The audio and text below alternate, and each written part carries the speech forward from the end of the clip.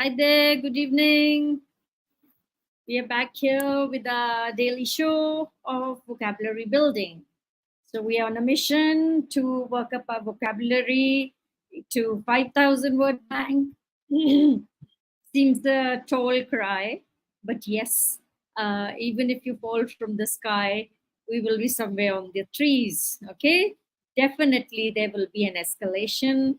Of course, better off from where we were. Okay, so I hope you're there with me with your notebook and the pen, and here on our drive to commit to our memory these new words, particularly the idioms and the mm, idiomatic expressions. Okay, so here we are, and I'll just briefly tell you I'm Vinita, coach, consultant, designer on the mission to help all those who are dreaming to work, study, or migrate abroad because it's great to dream, it's great to travel, it's great to move out. It's a wonderful learning, not just outside your home, your community, your country, but even, yes, you trot the globe and know what happens on the other side of the globe, the weather, the climate, the nature, the vegetation, the people, and how this beautiful Mother Earth, yes, anywhere you go, any part of the planet, we all human beings are the same. We are all made of blood and bones. Yes, we all have the same ticks. We all react somewhere to things somewhere on the same plane. It doesn't matter. But yes, to do that, you will have to pass a gateway, a threshold, and that will be to prove your English proficiency. And to prove your English proficiency, what have you to do? You will have to write some international exams. It could be IELTS, it could be TOEFL, it could be Pearson, Duolingo. There are so many available out there, right? And basically, for the difference in the layout and the structure, of course, then strategies will differ, but they all have the same goal in mind to test your English proficiency. So, and to build up in the English proficiency, the best and the most strong pillar that you will need is your vocabulary. How rich you are with your word bank. So, once you're rich with your word bank, you have stronger coins at your disposal to use, to trade, to interact, to talk. Yes. So when you have good liquidity, you can function well in your business, isn't it?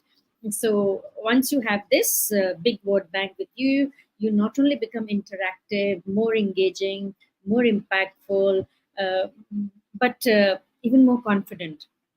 When you can express yourself well, when you can write your reports well, we can send up your reports, your journals, everything well, you can handle your team well, you can handle your boss well, you can handle your juniors and your colleagues well, because you can talk.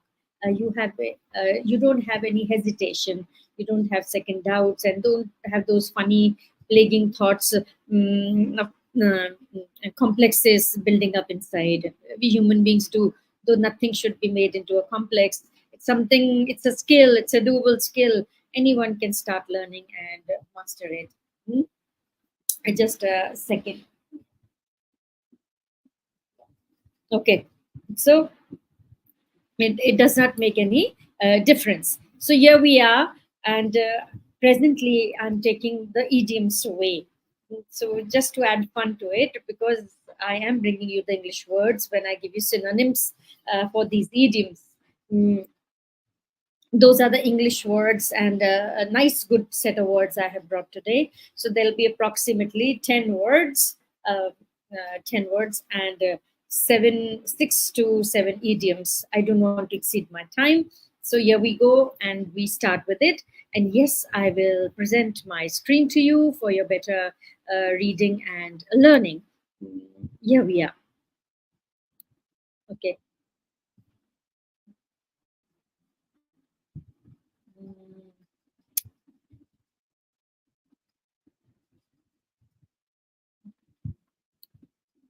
Okay, here we go.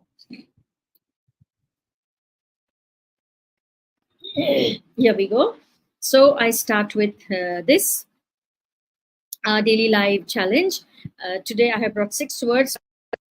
count of the idioms that I have done with on my daily lives is 131 to 137. Today we are going to do this series and another set of 10 words. So I make it a point to bring words also, to bring idioms also, so that we don't lose. Otherwise, 5,000 will become a far cry. The first idiom of the day is to add fuel to the flames. Okay, aag mein ghee dalna. So to make a bad situation worse. Okay, so you're learning your degrees of adjectives from bad to worse. There is already something wrong going on, and somebody else comes and aggravates the situation further. I have wonderful synonyms for you: aggravate, exacerbate, intensify, escalate, or make matters worse. So what will you say that adding fuel to the fire? Aggravate, exacerbate, intensify, escalate. Okay. So example would be the rumors about the company's financial troubles only added fuel to the flames of public concern. Next, add insult to injury. Okay. So add insult to injury to again make a bad situation even worse. So they are almost same, huh? They are like twin brothers. So one is adding fuel to the fire, another one is adding insult to the injury in same vein. So to work the situation, to deepen the hurt, to make matters worse, to agitate the problem, to compound the issue. That means the situation is already bad, you're further aggravating it, you're further agitating the problem, you're further compounding the issue. So what could be the example? Not only did he fail in the exam, the professor, okay, not only did he fail the exam, but the professor's comments added insult to injury. So at times what happens here, you are already trailing behind, you're not able to do well, and then your friend comes or your sibling comes to add an insult to it to further put you down. So it becomes adding insult to injury. We go to the third one, and that is all ears. To be fully attentive and eager to listen.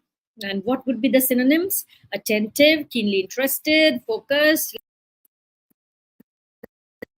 intently, ears wide open. So all ears. Okay, I'm all ears to you. I hope you guys are all ears to me and paying attention to it.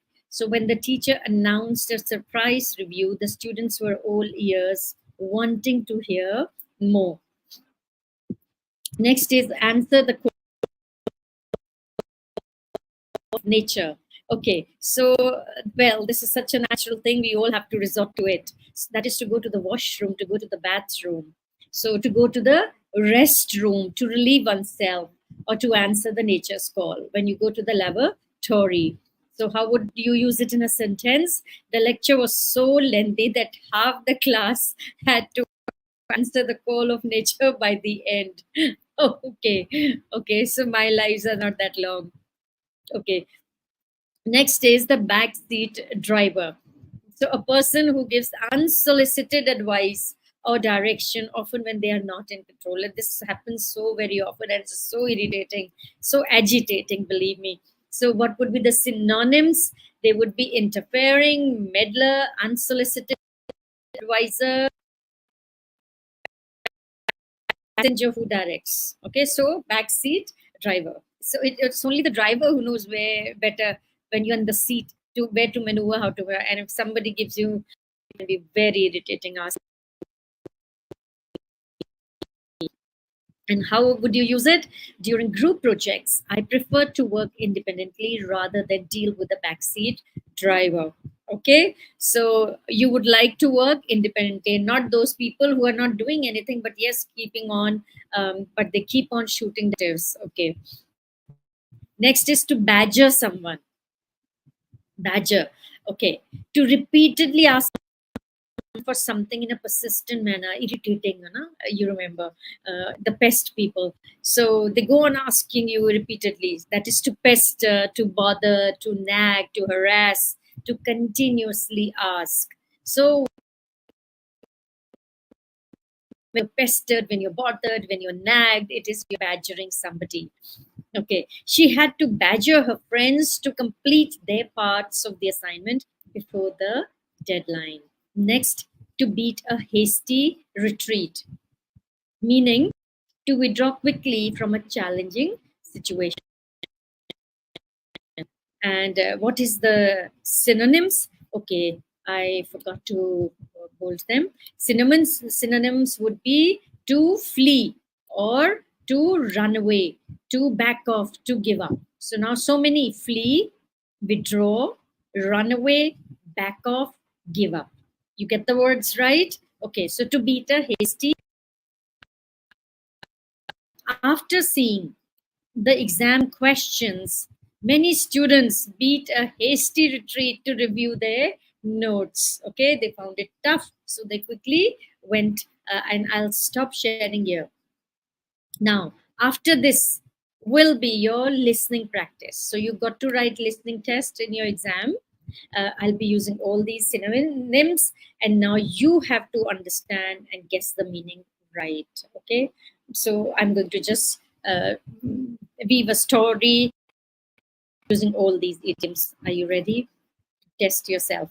And then in my text, I'll be giving you some questions. You must do them to ensure that you're learning precisely, because it's not just learning. I once again remind you, vocabulary building is more effective, is more impactful only and only when you practice it, when you implement it, when you use it in your daily dying, when the words become part of you, when you have made friendship with new learned words. Otherwise, if you are just a acquaintance and you try to use them in your exam, you will go wrong, and that will take you not up, it will take you down.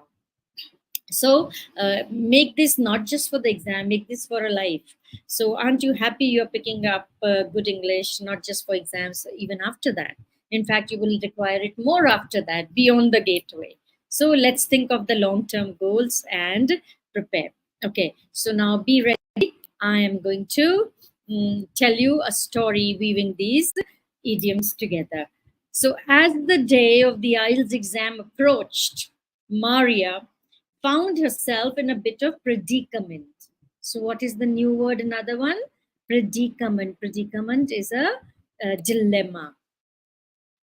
To add fuel to the flames, she had received an unexpected barrage of emails from her teacher, pointing out countless errors in her practice essays. Imagine, just few days before, or just very close to the exam, if she gets this, she gets the um, badgered by her teacher with the consistent mistakes or errors in her essay writing. How would you feel? Imagine. So she starts getting cold feet now, feeling overwhelmed. She had to remind herself to not let the feedback add insult to injury. Okay, not add fuel to the fire or add insult to the injury, as constructive criticism could help her improve. Okay, so if you're checked by somebody, if you're checked by your teacher, take it in good faith. I know some people just can't stand being corrected, and some children are just not open to it. So the more you're open to learn, the more you make mistakes, the better you learn. So don't be worried if you make mistakes and somebody is checking you. Okay, next is determined to stay focused. Maria gathered her study group years for any advice you have, especially about improving my writing skills. However, during the study session, one of her friends started acting like a backseat driver, constantly suggesting changes to her outline. Frustrated, Maria realized that she needed to balance her own ideas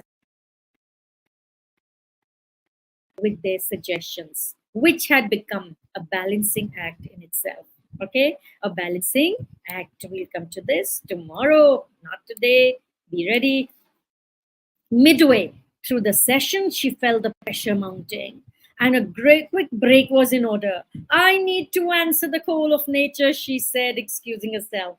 After a few moments to regroup, Maria returned, feeling more energized and better. Don't you run away from your classroom very often, ma'am? when you think the lecture is getting too much for you? Okay. So to get back on track, she decided to bear and express her worries about the exam. You bare your heart, you open up your feelings, you confide. Okay, and then what happens? Honestly, if I keep trying this hard without focusing on my strengths, I might just be barking up the wrong tree. Watch out. You have to write your exam. It will not take you more than 3 days. Depends on where you are coming from.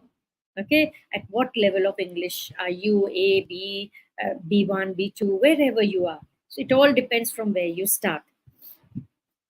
Her friends reassured her that she was doing great and they were all in the same boat. Okay, we've done this. Okay, good revision. We were all in the same boat. With renewed determination, Maria worked on her essays, only realized that her prior method wasn't effective enough. As the day of exam arrived, the moment of truth was here. After answering the questions, some students realized too late that they should have studied more thoroughly. Okay, to be wise later on. And that they were all in the, and that, yeah, and literally began to beat a hasty retreat to their notes for last minute reminders. Maria remained calm, understanding that